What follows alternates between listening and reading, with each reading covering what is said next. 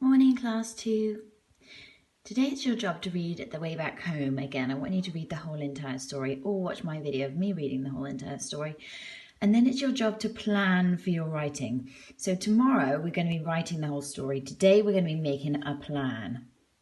The first thing I'm going to do is I'm going to talk you through my story map. So after you've read The Way Back Home, then watch this little video which is going to talk you through my story map. Okay, The Way Back Home. So The Way Back Home, I love that book, I think it's amazing. The Way Back Home starts with a little boy who's looking in a cupboard and he finds an aeroplane and he decides to take it out for a ride. But when he's out for the ride, the plane runs out of petrol. Oh, sorry, the plane flies higher and higher and higher and then it runs out of petrol and the poor little boy gets stuck on the moon and he feels a little bit worried.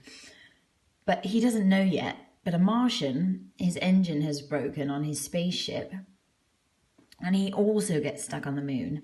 And they're both really, really scared because they think, oh my gosh, there might be scary monsters out in space and goodness knows what's up in space and oh my gosh, I'm all by myself.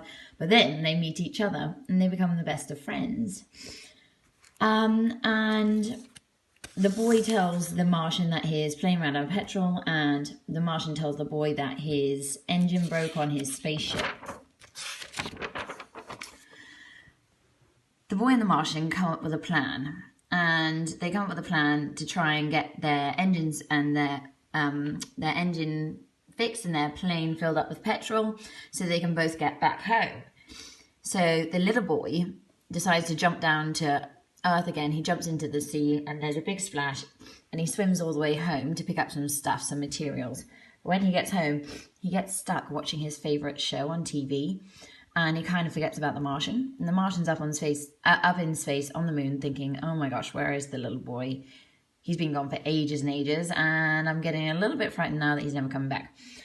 And then the little boy thinks to himself, oh my goodness, I forgot about the Martian. I know I need to be somewhere. So what he does is he goes and he gets all the things that he needs. And then he goes up to this. He goes outside and he calls up to the Martian, hey Martian, I'm ready, I can come and help you now.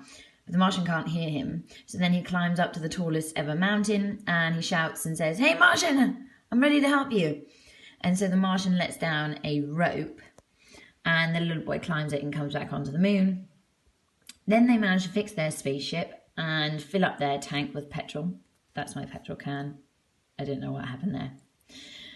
And then they both fix their things and then they both go home. But then the boy feels really quite sad because he's just left his friend the Martian up in space and he's feeling a little bit like, oh man.